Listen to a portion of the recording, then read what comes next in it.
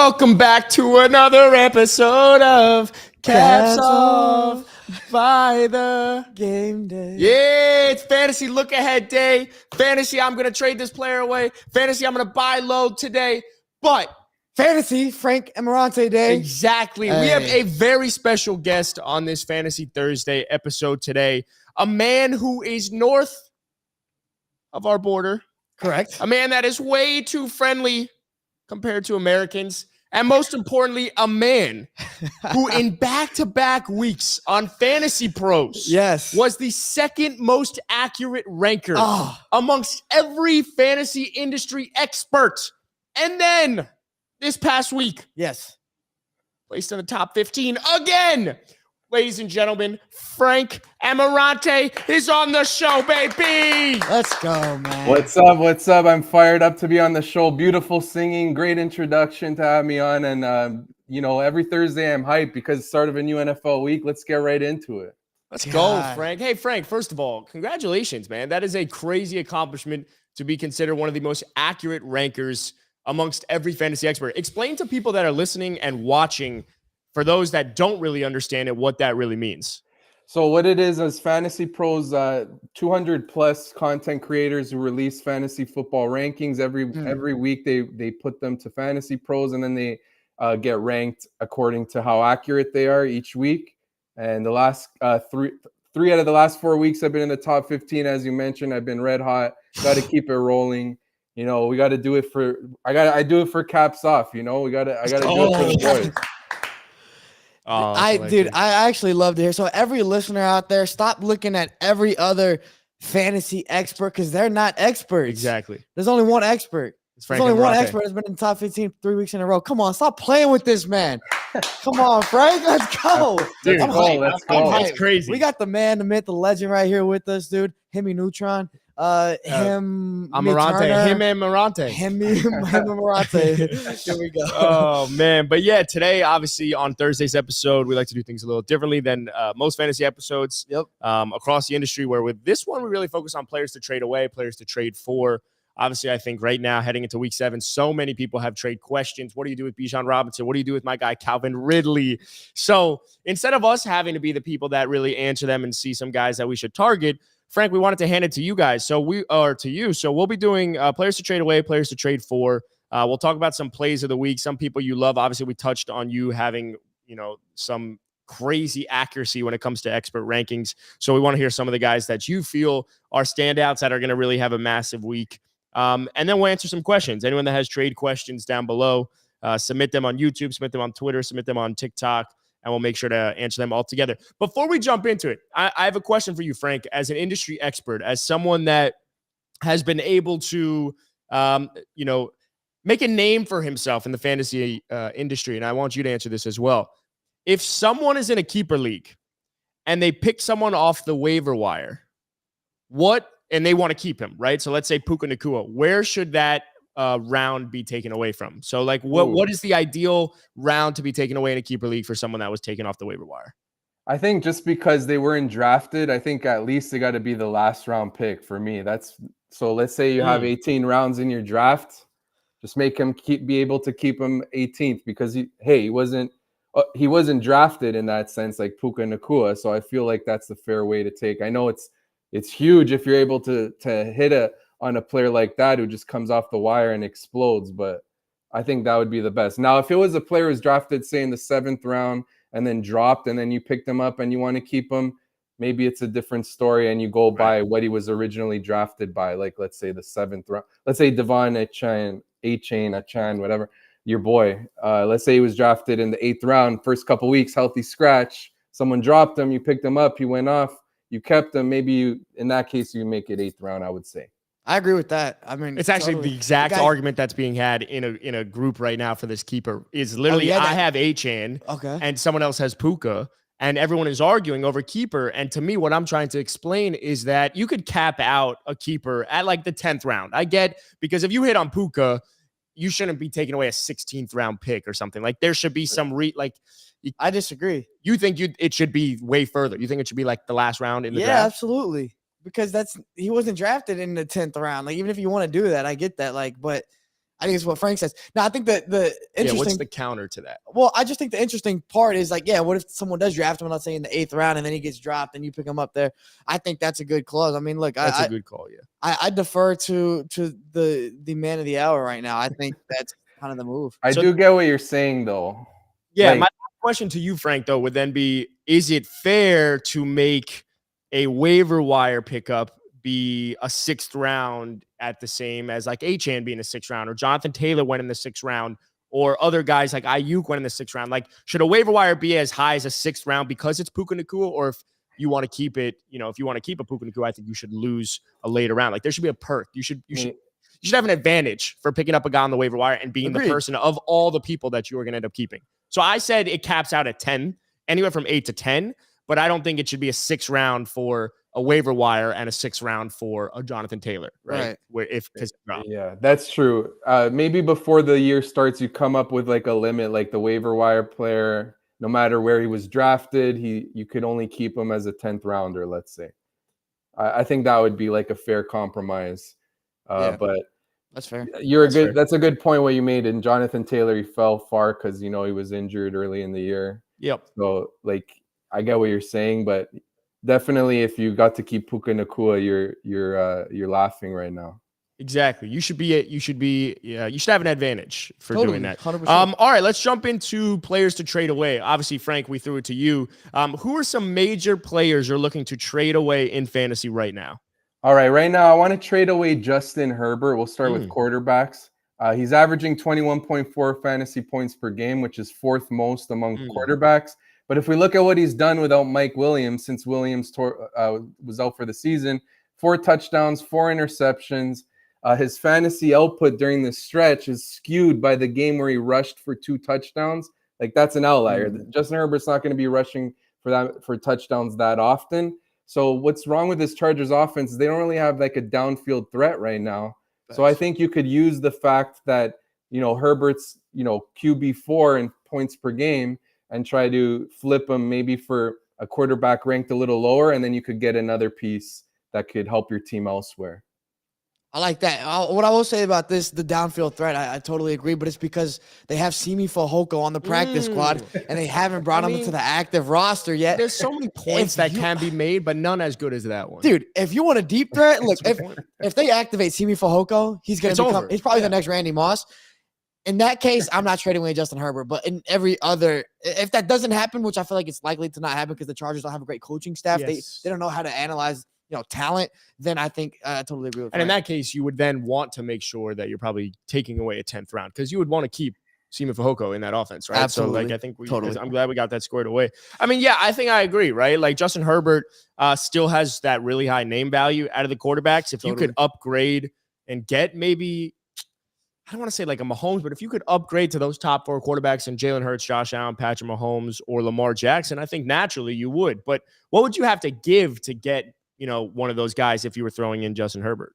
So if you wanted to go up and try to upgrade on Herbert with a bigger name, you'd probably have to give up, let's say you did like Justin Herbert and Tyjae Spears, because everyone thinks Derrick Henry is going to be traded, and Spears could be like that nice handcuff that down the stretch really makes an impact for your team.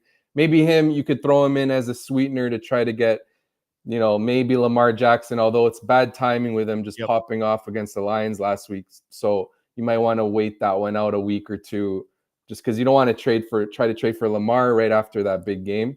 But I think someone like that appealing, secondary piece on a team, even throwing in a 3-for-1, if in addition to Spears, maybe you could put in like a Josh Downs, who just had a big game against the Browns, and he's a rookie, and a lot of people are excited about him.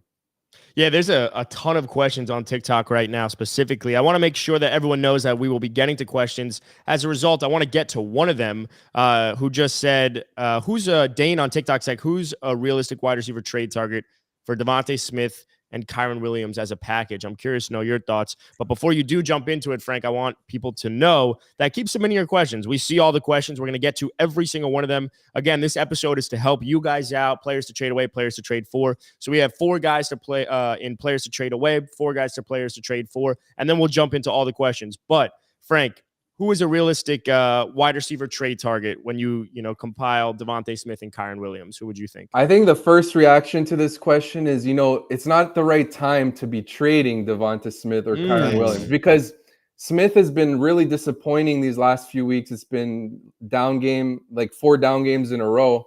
So, your league mate isn't going to be that excited to trade for Smith. And plus, Kyren Williams is out till at least week 12. So you're trading them when their value is at a low. I would first suggest not to do it. And, if you have to be realistic and you want to trade away, like, you're not going to be getting, say, Stephon Diggs for that, because whoever has Diggs is going to be like, Diggs is balling out every week. He's been highly consistent. Smith has been disappointing. Kyren Williams is injured. So honestly, I would say don't even do that right now. That's my best answer. I love that answer. I'm the biggest Devontae Smith guy in the world, and I'm holding on to him because you have to. You just have to, and what he can do. And the fact that AJ Brown has been on a crazy tear recently, like, that's not going to continue. Devontae's going to go up. You have to wait for that stuff to really start happening, for him to start getting back on his real, like, wide receiver 2 numbers to actually consider trading him. But right now, you're not going to get the value you deserve. Yeah, absolutely. I mean, look, moving into another player, I think this is a really big one to talk about. A player to trade away in fantasy at this moment. You put Adam Thielen down there. Why are you trading away Adam Thielen? For me, Adam Thielen, he's been probably the biggest surprise of the season, really. Like, it looked like he was severely on the decline last year. We didn't know how much he had left. It's a bad offense, but here he is averaging 17 fantasy points per game. He's wide receiver 6, which is just crazy. You look at his on-pace stats, 139 catches, over 1,400 yards. That's what he's basically on pace for. That is nuts. And that would shatter his career highs, which were like 5 years ago, where he had 113 catches, over 1,300 yards. My point being, he's on the wrong side of 30. You got to think he will slow down. And you could try to, in negotiation, say, look, he's top 6 right now. I'm going to trade him to you. He's been as consistent as it gets. Now, I think why his production will decrease as the season goes along, in addition to, he's over 30. I don't know how much. He's showing that he's doing great, but how sustainable is it? But my other reason is the Panthers are winless right now. And it's not like they have incentive to lose to get that first overall pick. They don't have their first rounder. They traded it for Bryce Young. They got to try to win football games. And I think what they need to do is just start being really run heavy and get Bryce Young a little more comfortable in better, more favorable situations, second, third, and short, really have that ugly, high run heavy offense, I think, is their best path to wins. So I think coming out of their bye, we're going to see that with Chuba Hubbard and with Miles Sanders, if he's healthy, which would hurt Thielen because there's less pass attempts. So that's what I see happening in Carolina. I think that's a great point, because we talk about teams, like, let's say a player is playing bad, or a player isn't living up to the hype, right? And the team is losing, and it's a guy like CeeDee Lamb, who we've talked about a lot. Like, if that team is losing, they're going to have to change some things. And one of those things is targeting their best player. CeeDee Lamb is naturally going to go up as the team goes up. That's a perfect situation as well to talk about Carolina. Like, they've been losing and this guy's been playing well. So things have to change, especially considering they don't have an incentive to take. They don't have their pick. So if things are going to have to change, and Thielen's balling out as he has been, like, naturally it's going to regress. Also, keep in mind, Frank Reich just relinquished play calling. They're going to have their OCs now running, is calling plays for them. So I agree with you. I think things are going to change. I just traded Adam Thielen in one of my leagues. I ended up getting Bijan Robinson, which I'm happy with. Obviously, that's perfect. Obviously, it was a 3 for 2, but those were like the main components. But yeah, I think Adam Thielen's a really good sell high right now. Nice. 2 last guys you talked about, Raheem Mostert and Dalton Schultz. Talk about those guys. So Raheem Mostert right now in points per game, he's second among running backs, over 19. He's already set a career high in touchdowns, I believe. Yep. He's over 30. I know he's your Dolphin, and I love me. I love the Dolphins, but you got to try to see what you can get for him. I know people will be hesitant because they already know, like, he's faced injury issues in the past. He's not young. They got Jeff Wilson, Devon Achane coming back. But see what you can get. Maybe you can flip him for another running back who's younger and hasn't really lived up to the hype. Maybe you can get a Josh Jacobs for Mostert. It's possible. You could try that out. One concern, Mostert popped up on the injury report with an ankle issue. Hopefully he's all right. But I'm looking to try to see what I could get for Mostert. Yeah, you mentioned Josh Jacobs. I get the appeal. I do. Yeah. And I've tried trading Mostert in a lot of these leagues. I think you hit it on the head, though. Everyone knows kind of what the deal is with the Dolphins. So naturally, what you're trying to sell him for, it's not. I don't think it's going to happen. I also think like you want every piece of a good offense. And with Mostert, I think his floor will always be an RB2. Now, where on that spectrum, who knows? But even with Achane or Jeff Wilson, I think he will always have value because they paid him money, and that's Mike McDaniel's guy. So I get the sell high, and if you can, awesome. But I just don't think you're going to get the return in terms of selling high. I think you just be selling him because everyone knows the thoughts on him. What do you think of Mostert? I mean, I think it's that we have a lot of years to go back on and look at his history, and obviously the injuries, as Frank mentioned. He's been good when he's good, but he's never been able to sustain that long term. Totally. So you're just waiting on the fall off. And I think anyone that's going to be trading for him is waiting for the fall off. And I actually traded for Mostert. Was it last week? I think it was last week. Yeah, I traded for Mostert last week, and it's in Dynasty League. But I'm thinking like win now, right? It was also like a 2-for-1. I needed a quarterback, so it wasn't just for Mostert. But I think with that is like, if you have like kind of like a rookie fantasy player in your league who doesn't know Mostert's history, and they're just gonna go look at RB2 numbers or not RB2, like RB2 overall numbers, then yeah, maybe that's who you can get away with, but not someone who's been watching Mostert since he's been on the Niners and like all these years. Quickly, you touched, we said Dalton Schultz. We mentioned why Dalton Schultz before we move into some questions and trade for players. Dalton Schultz, it's really just because like the last 3 weeks he's been like tight end 3 in fantasy points per game, and a lot of that is due to touchdowns. And I just feel like I'd rather flip him for someone who I'll talk about in trade for, but I could briefly mention Evan Ingram, who I just feel is more talented, who's had a couple duds the last couple weeks. And I'll get into him more. Like he's got a good target share, Evan Ingram, compared to Dalton Schultz. So this is like a minor one. Like not everyone's going to be hyped up to be trading for Dalton Schultz. It'll be hard to try to trade. It's always hard to sell high on tight ends. But if I have to pick one, this would be who I'd roll with to try to trade. I agree. Damn, bro. I have both those guys. It's Dynasty League, right? So it's like a deep roster, deep bench. And yeah, I'm trying to get rid of one of my damn tight ends, man. I'm going to just tell you my predicament real quick. I have Dallas Goedert, Evan Ingram, Dalton Schultz. And another Dalton Kincaid. Yep. And it's like none of those guys I can't drop any of them. And you're also in Dynasty, so it's a little tougher Dynasty, than that. so I need I got the depth is good, but like, I'm like, man, I'm trying to get rid of one of these guys. I can't drop them. Nobody's really crazy about trading for tight ends. It's weird. It's a hard time. Fantasy in general, we've said it for 7 weeks now. Like it's just been in a weird spot where coming out of week 1, okay, you're like, it's just been 1 week. People will kind of bounce back. And then players like Kyron Williams jumps up the board. And then Bijan's had some good weeks, but you expected Bijan to be amazing. Saquon isn't as great. And then I think gets hurt in week 3 or something. Like the fantasy landscape in 2023 is just weird. It's very interesting. Speaking of a guy that was really high on draft boards, there was a question on TikTok that I want to ask you before we jump into players to trade for. Tyler said, what should we do with Jahmyr Gibbs? What are your thoughts, Frank, on what to do with Jahmyr Gibbs? Well, Jahmyr Gibbs showed us last week why we were so hyped up to draft him, and it's just because it's check down city. There's some games when the Lions are playing from behind that'll be check down city, Goff peppering him with targets. Now, you got to just hold him because David Montgomery is likely out for another week. You just want to ride that wave of it's likely another strong game from Gibbs against a vulnerable, Raiders defense. So I would wait, fire him up for this week. Hopefully he does well again. I think he will. Then maybe you could try to see what you could get for him. But even if you don't, maybe Dan Campbell will see that Gibbs, he's done well when carrying the load.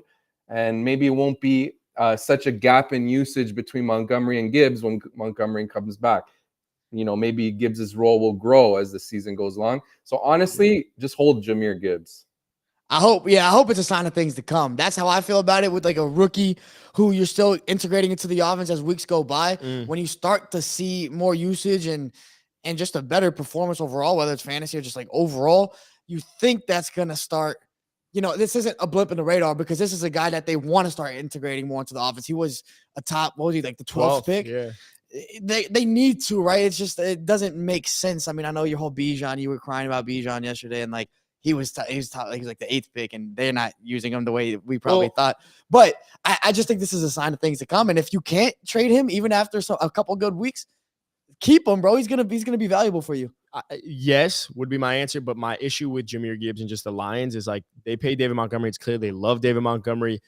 We saw with DeAndre Swift, they drafted him pretty damn high. I think it was like the 32nd pick. He was late first, early second, and yet still, no matter what, like no usage. Right? That's a big difference. So 32nd and 12. I'm with you, but they haven't shown any signs that he is going to have all the keys. I think if David Montgomery was healthy today, he would still be, second fiddle to David Montgomery. So to the Jahmyr Gibbs point, I'd see what you can get for him. I said that I think on Tuesday's episode. See what you can get for him. I think he's going to have another great game this week.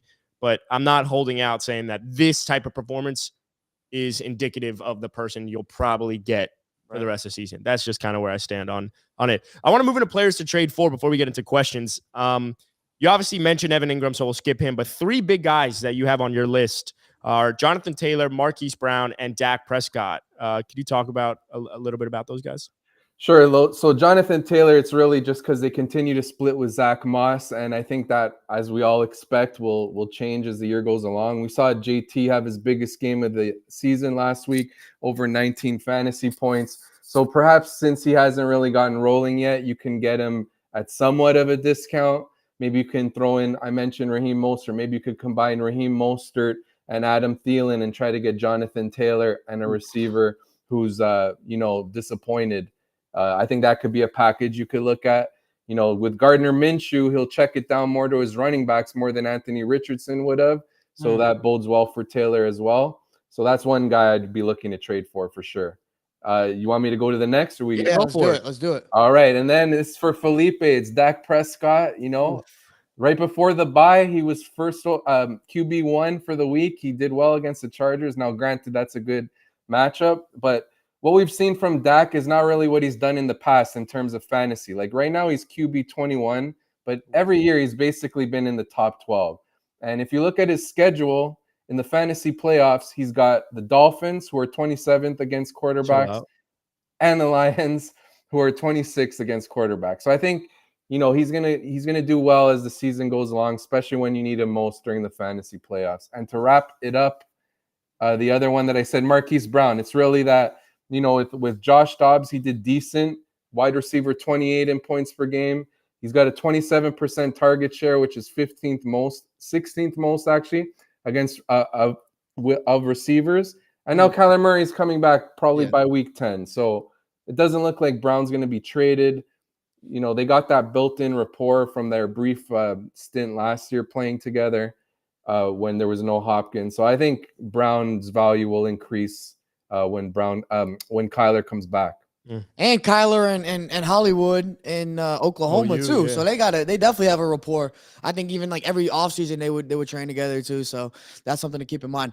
But Frank, I gotta ask you, man, because you bring up the good matchups coming up for Dak, but not even coming up in the playoffs, like late in the season. Right. But here's the thing, man. It's like McCarthy, it seems like he's setting him up for failure. Like we've seen Dak air it out, and we've seen him in the past few years do his thing. Like like you said, top 12 fantasy guy usually.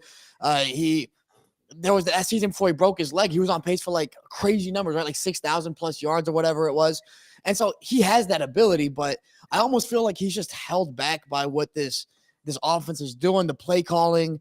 It doesn't make sense. We've complained about it many times. Like, why aren't you targeting CD as much as you should?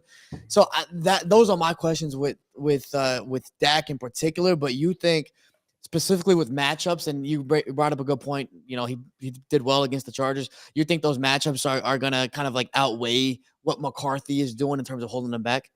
Yeah, I definitely hear your concerns about McCarthy. That was why I was a little concerned about Dak coming into the season. But what it really is if you look at his overall fantasy production, Dak, like I think he's like ranked, in like the 20s in quarterbacks and points per game, which is because a lot of it was those 2 Cowboys wins when they scored like 1 million defensive touchdowns and they didn't have to pass at all. So really, just to clarify, what I mean is not that Dak is going to just pop off the rest of the year. It's just that he'll do a lot better than what he's done so far in fantasy.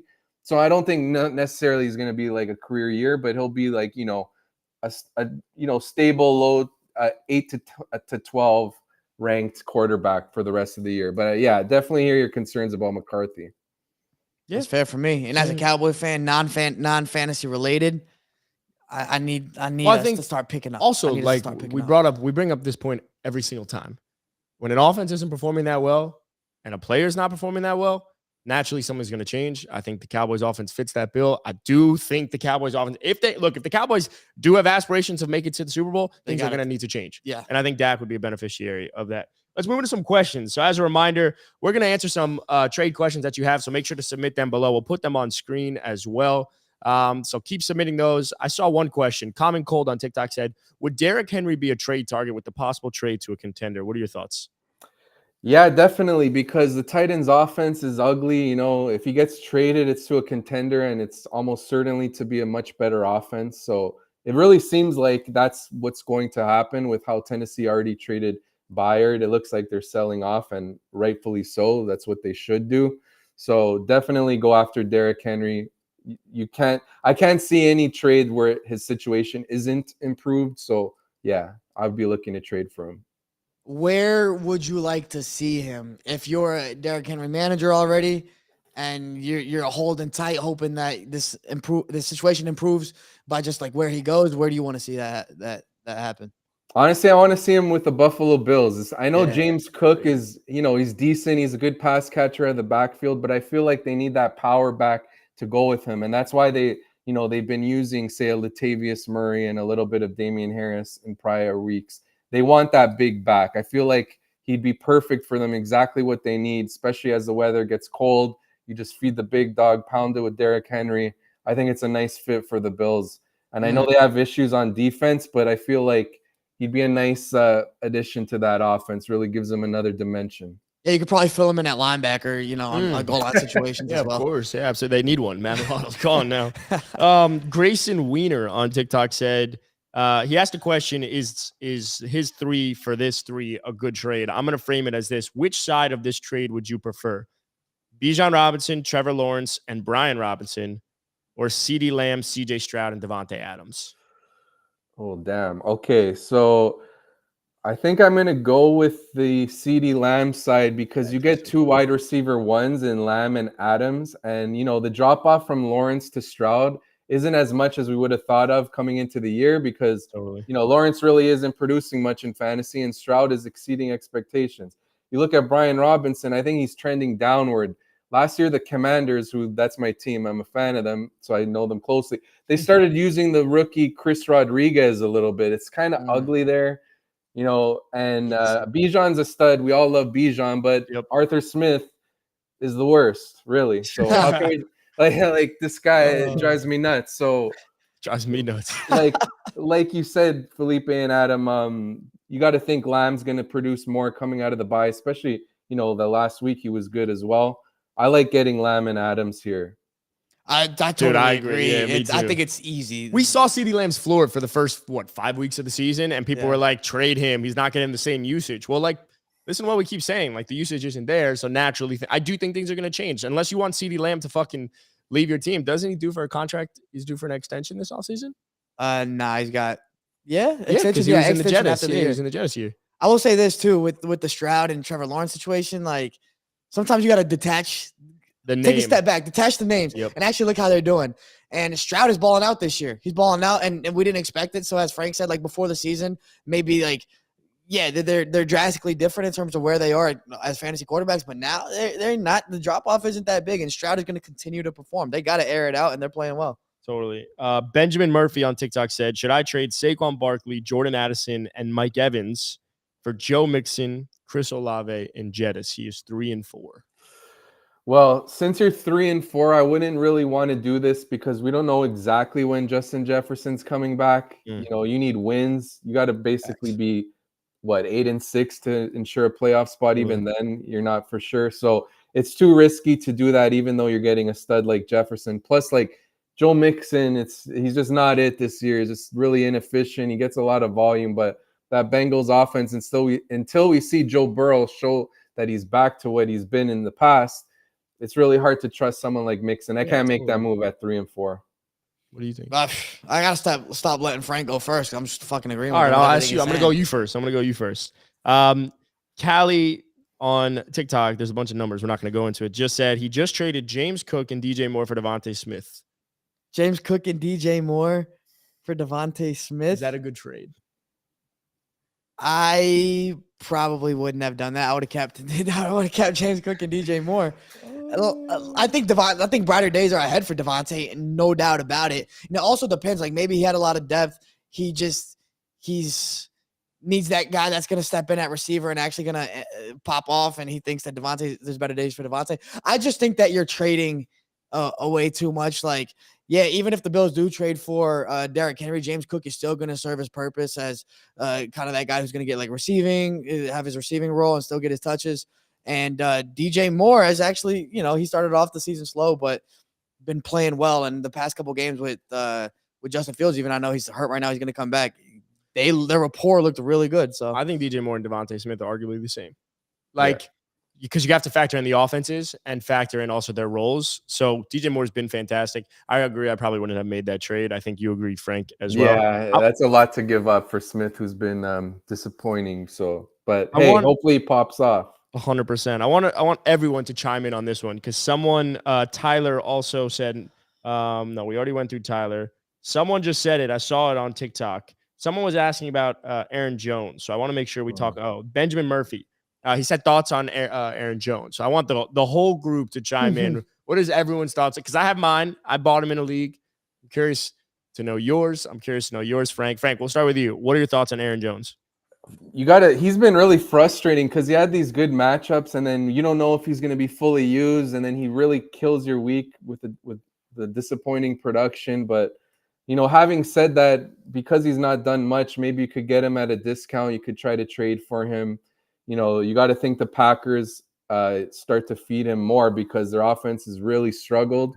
They got to get Aaron Jones and make him the focal point. I would try to trade for him, but damn, he's been really, really killing your teams because, like, say last week, you see him against Denver, he's back. Okay, I'm hyped for him. No, he didn't do much, so it's been a struggle. Bro, I was on every single Packer this past week against Denver. I'm like, they're playing this horrible defense. We were getting questions on Sunday about like, should I start this guy or that guy? A lot of times it was like they had Dobbs in there or Christian Watson. I'm like, it doesn't matter who the Packer is, start him. If Jordy Nelson came back, you start Jordy Nelson this week, and it didn't bode well for me. But Aaron Jones is another one of those guys that I was high on, and I think with Aaron Jones, he's always underrated. Like even going into the draft, he's never drafted at what he's actually truly worth. He's probably gonna outproduce where his ADP. And it's so this year I think it's been particularly frustrating because we haven't seen those highs and he's dealt with some injuries still. I think we've seen like one really big week that he's had, but other than that, it's been frustrating. So I would say that, like, look, if somebody else has him and you can probably get him low because they're super low on him, then go try to do that. It's the best you could hope for probably. Yeah, I mean, that's such a good take, bro. Dude, thanks, so amazing. Man. There's a comment on YouTube from Zach Rablowski, the big Lebowski. He said he traded away Kenneth Walker for Adam Thielen. His offense, so bear with me. We're going to try and you can probably see it on the screen, but if, Dennis finds it. But Kenneth Walker was sent away. He has Adam Thielen. His QB is Kirk Cousins. He also has CJ Stroud. His running backs are Travis Etienne and Gus Edwards. He now has Adam Thielen, Mike Evans, Christian Kirk. He has Jonnu Smith and the Browns defense. And then his next question was, or should I have kept Kenneth Walker? I would have kept Kenneth, my man. I think. Did we put it on the screen? Okay, cool. I would have kept Kenneth, bro. Like, Gus Edwards as your RB2 now? Like, what do we I don't think you needed Thielen that bad. Now, you didn't say like who's on your bench and stuff like that as far as receivers and other guys that could be a flex or whatever, but just off of that, what you just said, I would have kept Kenneth. Yeah. Like we said, Thielen, I think the best is of what he's like. It's only going to go down from here, in my opinion. I get why you traded for him. He's just been fed with targets. Yep. But, Kenneth Walker, they're not using Zach Charbonnet nearly as much as people thought coming into the year. It's been the Kenneth Walker show. He's got a lot of red zone work. He's one of the best bets for touchdowns every week at running back. Yeah, I wouldn't have done it, but, I get it. Thielen's been killing it. If I'm wrong and it keeps rolling, that could work out, especially if it's full PPR. He said he has Debo on IR, so maybe that gives a little more context to it. But no, I wouldn't have done it. I think Kenneth Walker, Travis Etienne give you a higher floor. I wouldn't have done that. That makes it worse because like Debo's gonna come back, you're gonna be fine at receiver, bro. Like, but it's all good. It's all good. We're gonna still figure it out. Here's another trade before we begin wrapping it up. A user with a bunch of names or bunch of letters. Numbers, letters, not numbers. Letters. Numbers. He said trade Tyreek for Jettis and Amon-Ra. User 655-800-128-4618. That's a bunch of letters. Well, what's the latest, before we even dive into this, what's the latest news? I don't know if I'm fully up to date on, like, do we have a timeline on Tyreek's injury right now? No timeline. Let me serve as your insider right now of Porpoise Nation. No, it could be bad. It could be good. I have no fucking clue. They said it was his hip, right? He injured it on Sunday night. He was able to go back into the game. So that was an interesting one because we didn't hear about it at all. It might have flared up. He missed practice yesterday. Then Jalen Waddle was asked about him playing on Sunday. He said it's above his pay grade. Tua was asked about it. Tua said at some point we'll get Tyreek back, which was worrisome. I don't know what to say about Tyreek. Regardless of the injuries, even if all were healthy, like Tyreek's healthy because Jettis is in this trade, I would still take the Jettis probably Amon-Ra side as long as I'm, 5-2, 6-1 type of situation. If I could wait on Jettis, then I would. In the case of Jettis' injury, I think they said he's progressing a lot quicker than they thought. It seems it's going to be just 4 weeks. I know from the standpoint of hamstrings, it tends to be, usually if it's just a strain, it's 4 weeks and they're back and they're fine. Same thing happened with Christian Watson. Obviously, we saw with Cooper Kupp was a little bit different, but a lot of the Twitter doctors say that. So I'm curious, Frank, what are your thoughts? Yeah, definitely make this move. I mean, like you said, Justin Jefferson seems to be progressing well. It's a real unknown with Tyreek Hill. I think he'll be out a couple weeks, to be honest. But then you get Amon-Ra, who's a wide receiver one as well. So the upside of your team when Jefferson is back, you could have a real monster. Like you just have Jefferson, Amon-Ra, in addition, whatever other players you have. Like that's a nice team. So I'd definitely make that move.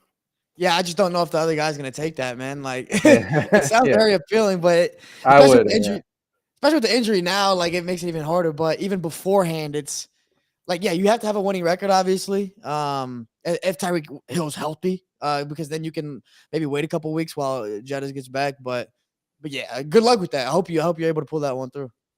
Here's a fun one that I think we could all just probably answer on 3. Weldon on TikTok said, should I trade the Cowboys defense for Cooper Kupp? Yeah, please, bro. Please do everything you can. Please get that done, dude. That's amazing. You're incredible. Bro, you could trade the Cowboys defense literally for fucking Marquise Brown. You could trade it for Christian Watson, who hasn't performed. I'll take any wide receiver. I'll take any skill position player over the defense. I'd rather stream defenses, especially with the Cowboys not having Trayvon Diggs. Yeah, 100%. But the fact that they asked that like shows how crazy the Cowboys D is done. It's pretty nuts, like what they did in fantasy earlier in the year. That's true. But yeah, definitely trade them for anything you could get. Bro, you got to send them a card, a thank you gift. Package it up real nice, please. Because if you can do that, then you're doing something special. All right, here's a good one from Sonny, who said he actually started with goats. So thank you. Would you trade away Josh Jacobs and Chris Olave for Austin Eckler or Kenneth Walker? You're trading away Josh Jacobs and Chris Olave for one of Austin Eckler or Kenneth Walker. Would you do that? Frank, what do you think? So I think Eckler will get going, and we know he's an elite RB1, but that is a lot to give up. Josh Jacobs still, even though the offense isn't very good, he gets a lot of usage. And then Chris Olave, I know he's been disappointing at times, and that offense is a mess. But the only way I would do this trade is if, I was stacked at receiver and I can handle the loss of Olave. Like, let's say you had Puka Nacua earlier in the year, you picked him up, and that really strengthened your receiver group so that it's to a point where you're not really going to be hurt. Like, you have a replacement for Olave in your starting lineup that's kind of on par, like, say, Devonta Smith. And then it's really not then you had the upgrade from Jacobs to Eckler, so it's not as bad. So unless you're stacked at receiver, I would not do this move. By the way, that guy Weldon, who had that Cowboys defense for Kupp offer, someone actually offered it to him. He goes, I'm accepting that trade right now. Bro. Dude, hey, props to you, bro. You're having the best day out of all of us. That is incredible. That's wild. Before we begin wrapping up, Frank, obviously we talked at the beginning of the episode about your incredible ranking prowess that you've been having. Obviously, you've been on one. So I'm curious, who are some big guys in week 7 that's standing out to you that you have on your rankings that might be too low or too high, but that you think is going to have a big week in week 7? All right, so I picked like players in the mid to lower, like not the elite studs. So let's start off with, again, he's the theme of the show, Dak. Like I said, he was QB overall going into the bye at week 6. And this week, Dallas at home, they're a different animal in offense. They score a lot of points. Their implied total is 26 points, which is among the highest among all teams this week. So Dak's in a good spot. It could become a shootout against the Rams. Another player I like, Ramondre Stevenson. He's starting to, pick it up lately. 13.5 points per game his last 2. He's got 11 catches in that span. Facing Adams Dolphins, where they're likely playing from behind. Check down to Stevenson as they try to catch up. I think we could see that for sure. I don't hate it. Michael Pittman, he complained about lack of targets last week, so you could see them feed him, keep him happy in a game against the Saints. And then the other one I like, I think you guys have been hyping him on the show, Trey McBride. Yes, let's fucking go. Yo, hold on, before you even get into that, bro, Trey McBride is the other tight end. I got 5 tight ends. I forgot to mention Trey McBride. Like, what the fuck am I doing? I think you got to trade Kincaid there just because he's the flashy toy and he might get you the most. I think that's the move. I'll tell you right now, he is not trading Kincaid. I love it. I traded up in my rookie draft to get Kincaid. But no, continue on McBride because we're pretty high on McBride too. Yeah, McBride, even before the Ertz injury, his route participation, so the percentage of routes per dropback, so like it went from 25% to 48% and then 51%. So in other words, his role was already growing. And now Zach Ertz is on IR and Kyler Murray is coming back, by week 10 probably. And hey, Trey McBride was a touted prospect coming out of the draft. People liked him a lot. Sometimes it takes tight ends a while to get going, and that could be the case with McBride. I think it is. I think he could be a solid fantasy contributor for the rest of the year. I love that, man. We'll end it on one question that I just saw on TikTok that I do want to answer. B. Tiggy Monk said, what do we do with Jameson Williams? Does he have wide receiver 1 potential? I don't think so at all, if I'm being completely honest. I think from a talent perspective, he was incredible in the draft, even though he was an asshole to us at the draft. I love talking about that. Yeah, because he was a dick compared to Chris Olave and Garrett So Wilson. Just for context, we talked to a lot of these guys in the pre-draft process. It was right, like literally like a couple, like the day before the draft or something like that. They were all really cool. Olave was awesome. They were pretty cool, but Jameson Williams wasn't very nice to us. Well, I think, look, what you're doing with Jameson Williams, you're waiting for one good week again, and I'm trying to sell him away. There's nothing I want to do. Like the Lions need another wide receiver. They were hoping Jameson could be that guy. Maybe it takes another year. Maybe he does take off. If I have to bet on one side, it's that he's not going to be the guy and that he is not even remotely close to wide receiver 1 potential. What do you think, Frank? Yeah, definitely not this year. Like he hasn't really shown anything yet. Like we see flashes of brilliance with his big play ability. But maybe down the road, maybe in Dynasty as a wide receiver 1 potential. But for this year, no, I think wide receiver 3 type of player who's a boomer bust. Maybe at best we could see him be like a Gabe Davis this year. That's what I would say. I like that comparison. Yeah. Sure. All right, well, hey Frank, thanks for coming on today, man. Yeah, thanks for having me. I gotta shout out a few things. Let our listeners know. Let's go. You got to check out our newsletter at the game day. We're putting up twice a week. We're putting up all kinds of fantasy football content. It's showing you my rankings, our sleepers to target, everything on our wonderful site at thegameday.com. We got a parlay of the week there every Thursday. And for this week, I'm going to shout it out real quick. Let's go. Titans money line. I know Will Levis is starting, but Mike Vrabel is undefeated as a coach coming off the bye, and Desmond Ridder is not someone to trust. Combine that with the under in the Jags and Steelers. The Steelers have just been every week low-scoring games. They're really conservative on offense. Dirty. And the Jags defense has really improved. So shout out to the parlay of the week there. Be sure to subscribe to the newsletter. Check out all our stuff at thegameday.com, including my ranks. And guys, hey, I'm very honored to be on the show. It's been a pleasure. Anytime. God. We gotta do this Yeah, more, I bro. love Frank. You Look how brought the nice he heat, is. Frank. You brought He's the so heat. good. Oh my god, I Oh. love it. I'm putting that parlay in too because I haven't hit one all year. But usually I'm doing like the 25 leggers. Maybe I'll try to be a little bit more conservative. Yeah, Frank, we and do might what need you like just a said. 10-leg parlay for you to cook up because we We got to cook up a banger, eh? Yeah, I need a different tax bracket type of parlay. Yeah. But as a reminder, if you're still tuning in on YouTube or TikTok at 5 o'clock tonight on TikTok, we'll be doing a start sit. So make sure to save your start sit questions and be there for that. Also, tomorrow our predictions episode comes out. Thanks. So make sure to tune into that. Yes. And then on Sunday, we will be doing our pregame and watch along. We're back in the office, so make sure to tune into that. That will be at 12 o'clock, and then we'll go from 12 o'clock to all the way through 4 o'clock for the 1 o'clock slate. So we'll have some parlays. We'll put in Frank's parlay as well. Right. And before we sign off, as we do every fantasy episode, Felipe, words of wisdom.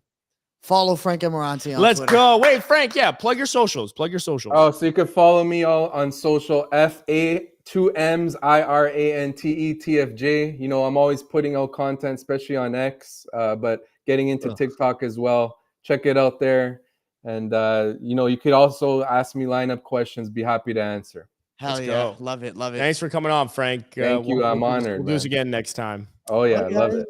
All right. We'll see you. Go Dolphins. Yeah. Ended on that.